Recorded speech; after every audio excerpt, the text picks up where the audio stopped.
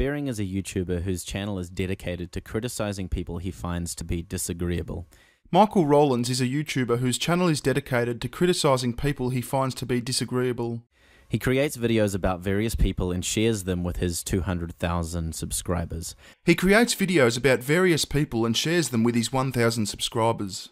That in itself is fine. I can live with that. As can I. Well, it's been lovely chatting, Michael. All the best. But it is what happens afterwards that I find to be so intolerable. Bearing has an influence over his subscribers, as many people with large fan bases do, and Bearing uses that influence to bully and harass the people he doesn't agree with into silence. Hang on a sec. Bearing uses that influence to bully and harass the people he doesn't agree with. Right, so you've already said that I create videos and share them with my 200,000 subscribers. You also said that in itself is fine. You can live with that. That in itself is fine. I can live with that. So how exactly do I use my influence to bully and harass people? Specifically, what action am I taking? What constitutes this using? And in what way am I using this influence to silence? In your opinion, how would the actions that I take differ if I wasn't silencing? Let's take a look at some examples, shall we? Yeah, sure. Something tells me they're going to be examples of people who aren't me doing things that I didn't do. But go on. To start with, here are some examples of small channels. Notice how the views are low and they are pretty evenly distributed. Well, not really. You could have zoomed in a bit. Now here's an example of a channel that Bearing has targeted. Targeted, as in this video Michael made targeting me, or the hundreds of weird creepy videos he made targeting Sargon of Akkad. Notice the views on the targeted video. They're disproportionately higher to the rest. Now notice the dislikes on the targeted video. Again, disproportionately high. While we're talking about proportions, let's do a quick exercise. The video you just showed us had 2,633 views and 1,135 dislikes. Now my channel has 228,970 subscribers. So assuming that all of the views and all of the dislikes are from people who have come directly from my channel, that means that for every one of my subscribers, this video got 0.011 of a view and 0.0049 of a dislike. So if we applied this very same rate of toxic cyber violence to your channel, which has 1,239 subscribers, this video would have had 14 views and it would have had 6 dislikes. So Michael, if you have ever made a video that has caused the subject of your video to receive 14 views and 6 dislikes, then you are just as toxic, just as malicious, and just as much of a bully as me. It seems clear to me that in creating a video about another YouTuber, Bearing influences his audience to view that original video. Yeah, well, it seems clear to me that you are a very simple, unintelligent kind of guy, which is unfortunately a Michael problem, not a Bearing problem. It also seems clear to me that once they are there, they spit hate, bile, and abuse all over the comment sections of these videos, as well as leaving thousands of dislikes. Any honest person would admit these things. Admit is the wrong word, Michael. To admit something, you're basically coming clean about something that you have done, and I have not left any of these dislikes or comments. I acknowledge that this sometimes happens, because to acknowledge something, one doesn't have to be personally responsible for that thing. Bearing seems like a reasonably smart guy, so I would assume that he would agree that these things are true as well. I'm not that smart, Michael, but from where you sit, I must seem like Einstein. The question is Bearing responsible for this abuse?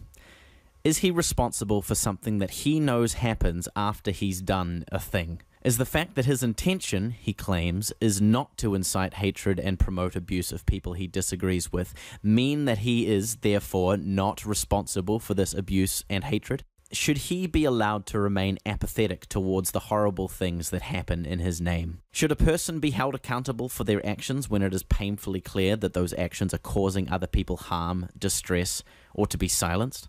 Yes, a person should be held accountable for their actions, and my actions consist of creating videos about various people and sharing them with my 200,000 subscribers. Nothing more, nothing less. Now, I believe you've already given us your opinion on that.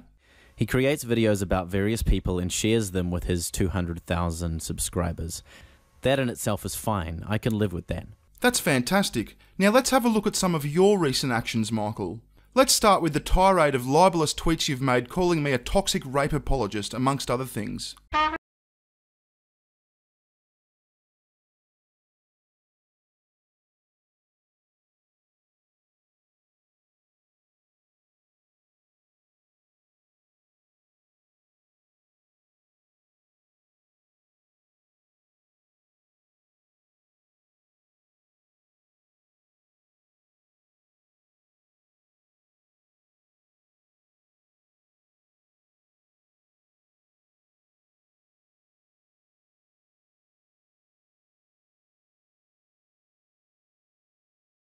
The time you edited that live stream we did to make it sound like I said I'm okay with rape. Bering, let me ask you, if there is a girl who is passing out, like coming in and out of consciousness over a period of the night, she's obviously been drinking a lot because she's throwing up in a hallway, is it okay to have sex with that girl? Look, the only thing that I assume there is that rape is okay.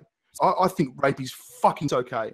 Now, any reasonable person watching this video will be thinking, gee, there's some pretty strong accusations. I wonder what Michael is basing them on. Well, about a week ago, I hosted a live stream with Michael and a couple of his mates that ended up getting fairly heated.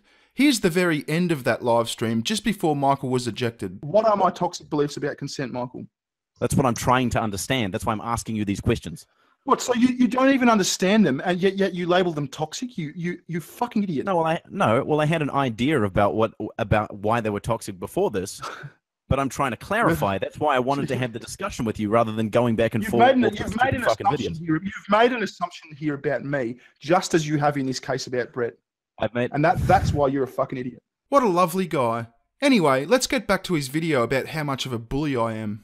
If a person gets drunk and drives their car into a crowd of people, killing and maiming dozens, should they be held responsible for something they knew could happen if they chose to drive drunk? Does the fact that their intention was not to harm these people matter in the slightest? Should they be allowed to remain apathetic towards the results of their choices and get behind the wheel and drive drunk again? No. Okay, a couple of things here, Michael. Firstly, the fact that you're comparing what I do to the actual killing of human beings is telling. It demonstrates your dysfunctional brain's inability to reason. And secondly, for a bloke that has spent the last week arguing that once a female is intoxicated, she has absolutely no responsibility for the actions that she takes, you could not have picked a worse analogy. Tell me, Michael, if a girl gets drunk and drives her car into a crowd of people, killing and maiming dozens, should she be held responsible for something she knew could happen if she chose to drive drunk? Bering is a bully, intentionally or not. I disagree. Michael, on the other hand, has intentionally and maliciously spread libelous false allegations about me based on what can only have been invented in his own head. Bering claims that he is against the behaviour exhibited by much of his audience, that he has a disclaimer on his videos that discourages abuse and harassment, and yet it does not stop. I propose that if Bering actually cared about bullying and harassment, that he would make ongoing, vocal pronouncements of his opposition to this behaviour. He would make it abundantly clear, as often as he could, that he is not okay with how his audience behaves. But I know that he won't. Firstly, because he would take a massive hit to his subscriber base and his income. And secondly, because it would require intense self-reflection and a maturity level that I believe that he does not possess, and a commitment to intellectual honesty and integrity that he is not willing to make. I can't believe this moron's lecturing me about intellectual honesty and integrity. Now, Michael, if I was to voice my opposition to this on a regular basis, I don't think my subscriber base would be affected at all. But I will not presume to dictate to others what they can and cannot say. That would make me a hypocrite, and I am not a hypocrite. Now, as some of you may or may not know, I recently did a video about Bering, pointing out some of his toxic ideas and exposing him as a bully and an inciter of internet harassment. Now, I was done making videos about Bering. I had said what I needed to say, and that was fine, but because Bering is such an immature baby, he continues to whinge and cry about me and the things that I have said, and rather than actually do some self-reflection like a normal adult, he has decided to try and get under my skin. Today I liked a video by a small YouTuber who was talking about feminism. Almost immediately after this, Bering tweeted a winky face at this. He then went to the comment section of the video to comment, and the views and the dislike ratio were pretty normal at this point. About 4 hours later, he released a video about this girl, and since then the views and dislikes and awful comments have been swiftly rising, and in fact some of Bering's fans even admit they were sent there by Bering. And as of an hour after Bering releasing his video, the original video was removed from YouTube. And let's have a look at the shockingly sadistic things Bering said to this poor defenseless girl who was doing nothing but preaching reason. Because overall, women still earn less than men with the same education level. Yes, but what happens when you factor in positions held, hours worked, and maternity leave? Because in the US, a woman is raped every 6 seconds. Nope. According to the FBI, there's about 90,000 rapes per annum in the US, and that's counting men, women, and children. Now, there's 60 seconds in a minute, 3,600 seconds in an hour, 86,400 seconds in a day, and 31,536,000 seconds in a year. Divide this by 6 and that would mean there's 5,256,000 rapes a year in the US, about 26 times the actual number. Now you seem like a nice person, so I'll give you the benefit of the doubt and assume that you're grossly misinformed and not exceptionally dishonest. I'd check that number before you go stating it as fact again. Why do we need feminism? We don't. Because you're still asking me that question. Well, someone asked me if I need a boat the other day. Well, actually, they told me I need a boat. A big boat.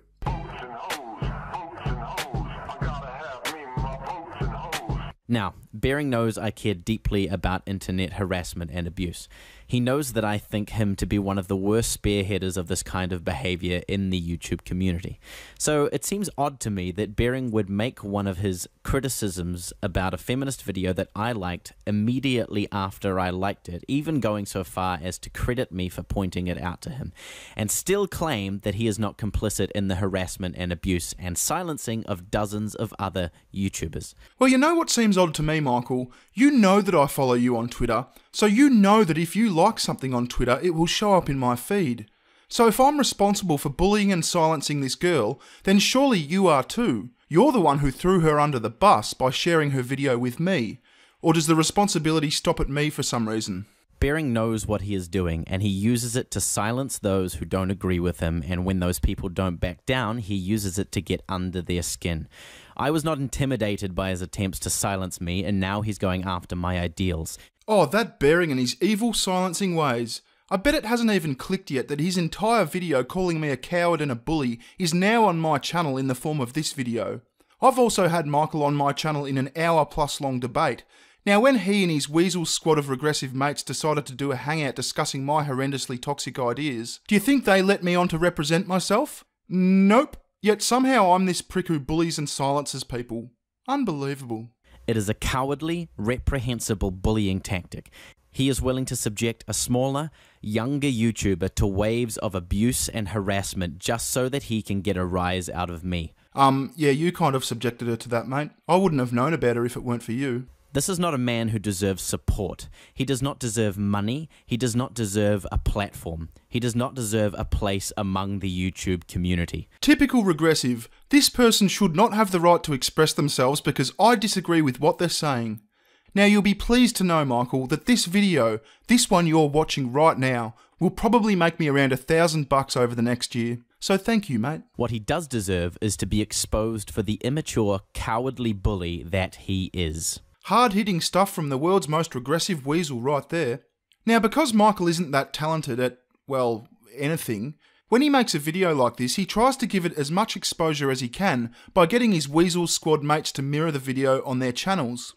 Now, while this isn't something that I'd usually do, I'm going to play by his rules this time. If you have a YouTube channel and you're inclined to do so, you have my full permission to download this video and publish it on your own channel. Just note in the title that it's a mirrored version, and be sure to include Michael Rowlands in your tags.